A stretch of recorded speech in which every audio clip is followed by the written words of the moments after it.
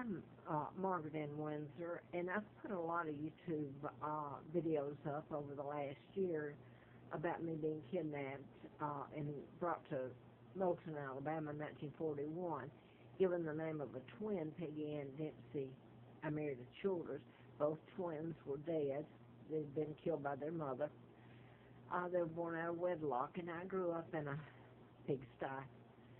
Uh, Anyway, I didn't find out about my real name and the kidnapping until 1983 when I was in a political campaign to replace one of the doctors I'd written about, Larry McDonald, U.S. Congressman, House of Representatives from Atlanta. He was a urologist there.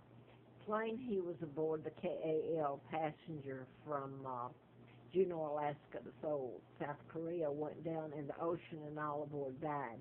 So I was in that campaign. I'd written a book, medical malpractice book, and part of it, I did mention the Center for Disease Control was mentioned in it, and Emory University certainly was, and then deaths that happened at Larry McDonald's Hospital, or the hospital, Piedmont, and mind control murders. The pathologists there were Warren and Rosina Matthews, forensic pathologist there, and Jean Schrokelman was another that had a suit against psychiatrist herself, a suit against them for medical malpractice, and someone went in and on Christmas Eve of 76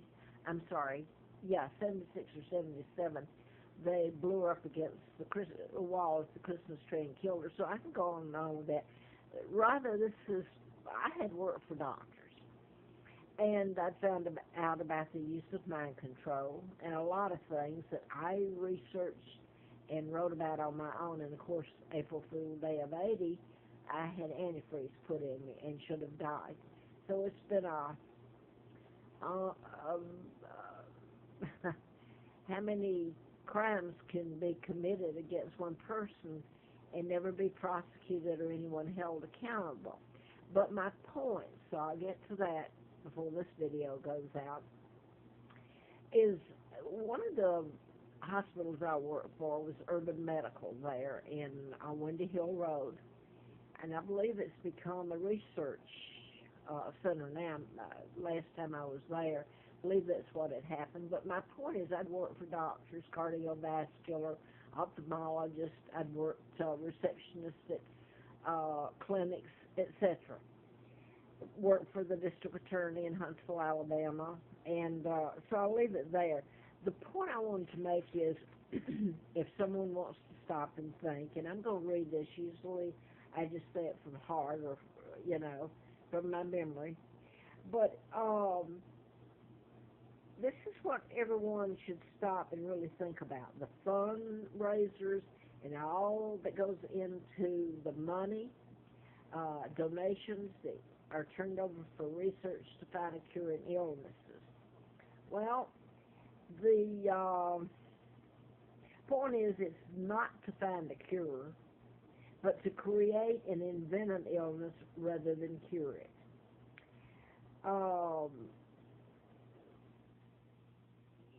You can use the illness that you've genetically engineered in labs here in this country. Colleges are funded, etc., etc., to create an illness. Let's just use it as an example, the AIDS and Ebola.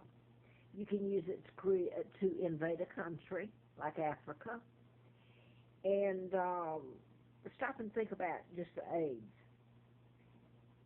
Then you turn around and you try to find, supposedly, all this starts over again, the money and the labs to find the cure for an illness that was deliberately created and genetically engineered here in this country.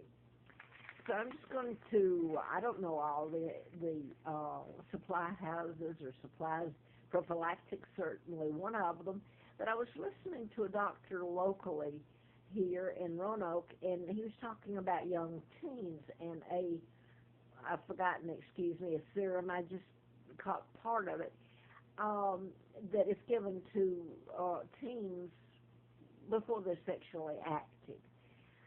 Well, that's just one of the things. I mean, use your imagination. I worked in the hospitals back, it's been some years ago, but I've certainly gone back to hospitals myself to have x-rays. Look at the MRIs. MRIs. I'm going to have to go back and delete this one. It makes it sound like I don't know what I'm talking about, I guess, but I certainly do. I'm talking about use your own noggin.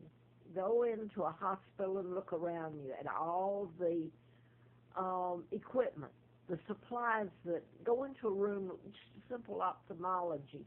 Go in there to have your eyes checked or whatever, and look around you and see if the expensive equipment there, and the supplies that go into your reception area. If you stop and think about this, if they found a cure for illnesses, which God knows they've had plenty of chances, it would tear down the medical and your economy. You can jumpstart an economy by creating an illness. And I've just given you for instance, the Ebola and the AIDS virus. So the whole point is to spread the disease, and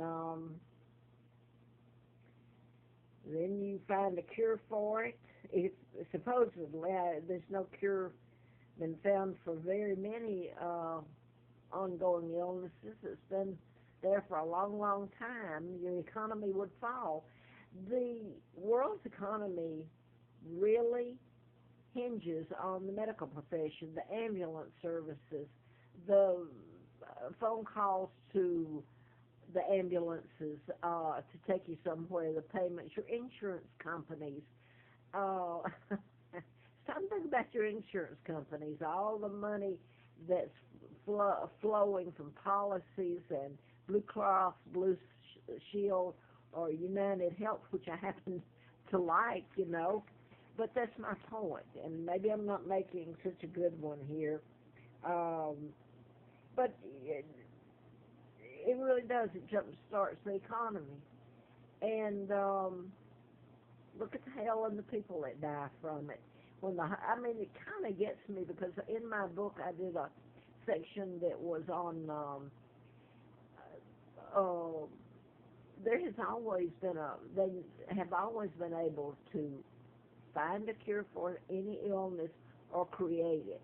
And that goes back to the Tesla files that were stolen from Tesla in, I believe, about 1930. And the agency that got it, and all this that's been done with mind control, you can program people to go out and kill. And it's grown so much that it's mass now. They can use mind control on a whole army and create a whole army under mind control. So they can. This is what I was telling them about in '76 and '80 when they did that to me. And I've had all kinds of stuff that's hell, really, done to me, and because of who I am, it goes back to my kidnapping and who I am. But I wrote the book. MD: A License to Kill was the name of it, and it's an ongoing thing, because they're just not going to tear down the economy. You get doctors who go and get degrees. How much money's gone into a doctor or a nurse and being trained to be a RN or whatever, the schooling.